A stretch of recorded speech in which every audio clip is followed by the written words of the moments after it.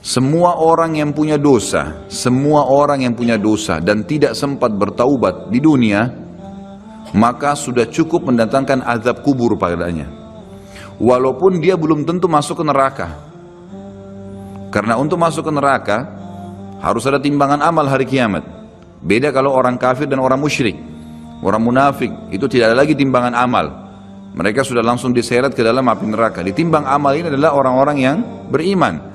Orang yang beriman kepada Allah tapi masih punya dosa, maka ditimbanglah amalnya. Melalui timbangan ini nanti dilihat, kalau amal baiknya lebih banyak, maka dia masuk dalam surga.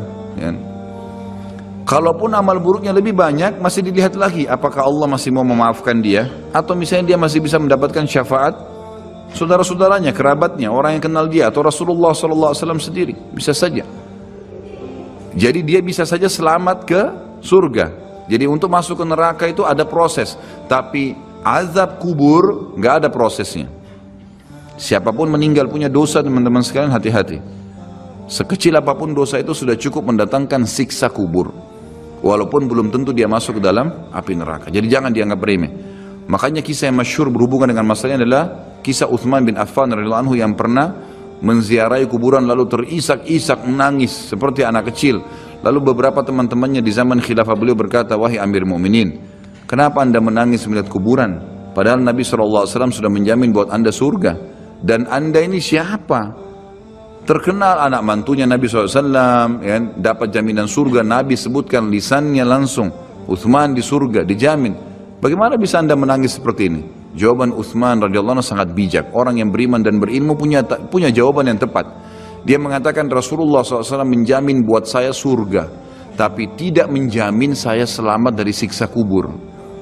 Dari mana jaminan saya disiksa dulu di kubur? Nanti saya masuk surga, betul. Tapi di kubur disiksa dulu karena masih ada dosa. Maka pemahaman yang dikeluarkan oleh para ulama tentang tadi saya bilang, dosa itu sekecil apapun sudah cukup untuk membuat adanya siksaan, gitu kan? Itu karena pernyataan Utsman bin Affan yang menyebutkan statement tadi, gitu kan? Jadi kita harus memahami poin ini teman-teman sekalian. Makanya jangan pernah tunda minta maaf sama orang. Jangan pernah tunda mengembalikan haknya orang lain. Jangan pernah menganggap remeh dosa-dosa kecil. Tidak boleh sama sekali. Karena kita akan lihat nanti salah satu penyebab azab kubur adalah tidak cebok pada saat kencing.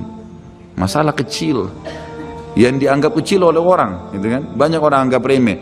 Maaf, banyak saudara-saudara kita yang membawa taksi, kendaraan umum di luar sana, kemudian kadang-kadang kita lihat di pinggir jalan kebelet kencing, main mampir sembarangan saja, ya, kencing sembarangan, tidak membersihkan dirinya, ini berbahaya, penyebab azab kubur.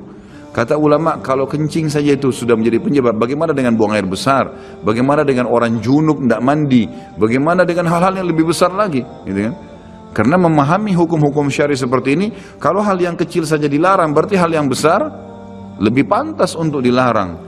Kalau hal kecil saja mendatangkan azab, berarti hal yang lebih besar lebih pantas mendatangkan azab. Jadi harus hati-hati, gitu kan? Kalau amal ibadah kecil kita kerjakan sudah besar pahalanya, bagaimana dengan amal yang wajib misalnya, atau amal yang besar yang kita kerjakan? Kalau umrah fadilahnya besar, berarti haji lebih besar.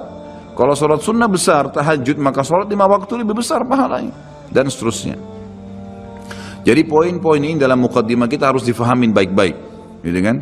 Terutama yang terakhir saya ucapkan tadi, hati-hati teman-teman sekalian. Saya juga tahu diri saya pasti punya salah, tapi saya mengajak diri saya dan jemaah sekalian untuk beristighfar kepada Allah, bertaubat. Jangan tunda pengembalian haknya orang lain, meminta maaf kalau punya kesalahan. Jangan tunda-tunda, jangan bilang nanti Idul Fitri baru saya minta maaf. Nggak ada perintah dalam agama seperti itu.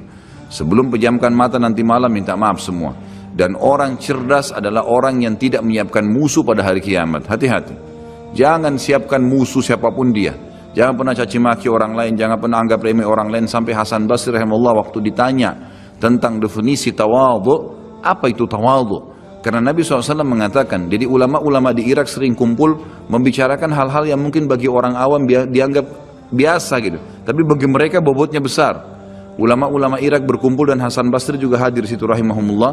Lalu mereka berkata, malam ini kita diskusikan tentang definisi tawadhu. Karena Nabi SAW mengatakan, man tawadhu lillahi rafa'ahullah. Dalam hadis sahih riwayat Imam Ahmad dan Abu Daud, siapa yang bertawadhu kepada Allah, merendah karena Allah, Allah akan angkat derajatnya. Maka setiap orang ulama memberikan definisinya masing-masing, sampai akhirnya tiba di giliran Hasan Basri rahimahullah. Mereka berkata, wahai, apa pendapat anda wahai ayahnya Abdullah? Ya. Maka Hasan Basri mengatakan, kalian sudah memberikan banyak sekali definisi. Kalau menurut saya tawadhu ialah jangan kau lihat siapapun muslim di depan matamu, ya, kecuali kau sudah langsung menanamkan dalam dirimu kalau dia lebih baik daripada kamu. Itu tawadhu. Siapapun dia, mau dia cuma mungut-mungut sampah di pinggir jalan, mau dia cuma ini, mau dia cuma itu, tetap kita harus menganggap dia lebih baik daripada kita, sehingga tidak ada celah untuk menganggap diri kita lebih baik. Dan akhirnya muncul kesombongan, karena hadis jelas, hadis yang sahih mengatakan siapa yang dalam hatinya seperti biji sawi dari kesombongan, maka tidak akan mencium bau surga. Berat, gitu kan? Makanya kita harus kemas diri kita dengan ketawadhuan itu. Misalnya kita merendah, maka harus ini, ya, kembalikan semua hak-hak orang, minta maaf kalau pernah mengambil barang orang yang tidak jelas, kembalikan, kalau tidak sedekahkan sejumlah itu, semua selesaikan, jangan ada masalah. Ya, jangan pernah ada masalah, jangan siapkan musuh. Imam Bukhari rahimahullah pernah berhenti berburu hanya karena meleset anak panahnya kena pagar tetangganya, gitu kan? Diajak teman-temannya, kita memanah yuk, berburu. Beliau senang berburu. Kemudian pada saat beliau lagi latihan panah, ternyata anak panahnya sempat mencuil sedikit pagar kayu tetangganya. Lalu dia panggil gulamnya, gulam ini kayak pembantunya, sampaikan ke teman-teman saya kalau saya tidak jadi memanah, saya tidak jadi berburu, dan sampaikan kepada tetangga kalau Bukhari minta maaf. Muhammad namanya tentu, Muhammad minta maaf, gitu kan? Sampaikan dan siap mengganti pagar yang rusak itu. Begitu pembantunya Imam Bukhari datang ke tetangga tersebut lalu berkata, ya, Syekh Imam Bukhari menyampaikan maaf karena pagar Anda tercuil, diperlihatkan. Lalu tetangganya tersenyum dan berkata, jangankan pagar saya, rumah saya semua buat Imam Bukhari. Saya tidak perhitungan dengan masalah itu. Waktu pembantunya Imam Bukhari kembali ke rumahnya, apa yang terjadi? Lihat orang soleh dan orang beriman, tahu dan yakin dengan adanya siksa dan azab kubur, tahu ada akhirat dan hisab. Maka apa yang terjadi? Imam Bukhari sujud syukur kepada Allah, kemudian bersedekah sekian ribu dirham, hanya karena tidak jadi ada musuh dari tetangga yang dia cuilkan pagarnya. Coba teman-teman, berapa banyak sendal yang antum injak? Hah? Berapa banyak air yang kepercik kena orang lain, berapa banyak ini, berapa banyak itu, berapa banyak yang kita anggap remeh mengambil karena teman punya dan seterusnya. Ini hati-hati, jangan siapkan musuh hari kiamat. Azab kubur datang kepada siapapun yang masih punya dosa, dan dosa ada hubungannya dengan Allah subhanahu wa ta'ala, ada hubungannya dengan makhluk.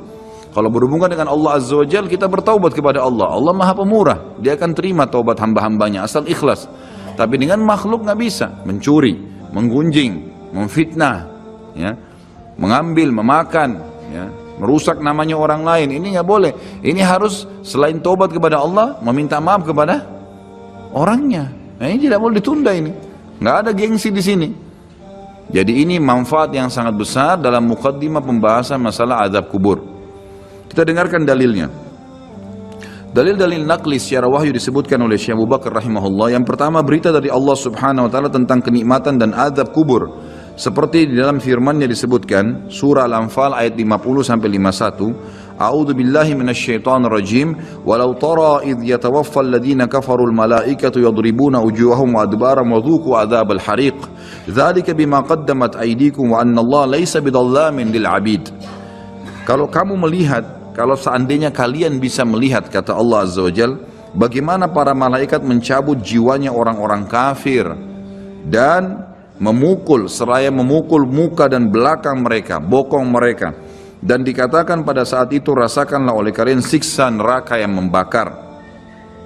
Tentulah kalian akan merasa ngeri. Demikian itu disebabkan oleh perbuatan tangan kalian sendiri. Sungguhnya Allah sekali-kali tidak menganiaya hambanya. Orang ini mabuk sampai meninggal dunia gitu. Waktu mau diturunkan jasadnya, subhanallah, waktu sudah digali, sudah tinggal diturunkan jasadnya, ditemukan ada ular yang keluar dari dalam tanah, melubang tanah itu terus keluar, terus mematok-matokkan mulutnya, gitu kan. Jadi seperti mau memakan jenazah ini gitu. Lalu kata imamnya waktu itu, coba pindahin deh liang lahat yang lain, galin yang lain. Digali, sudah selesai digali rapi, waktu mau diturunkan jasadnya, keluar lagi ular yang sama. Dari bawah tanah sama, bongkar tanah, keluar lagi. Sampai 3 kali. Akhirnya disepakati kalau ini mungkin memang Allah sudah siapin buat dia. Waktu diturunkan jenazahnya, gitu kan, orang-orang yang turunkan tidak diganggu sama ular ini. Ular ini matanya cuma tertuju ke jenazah tadi.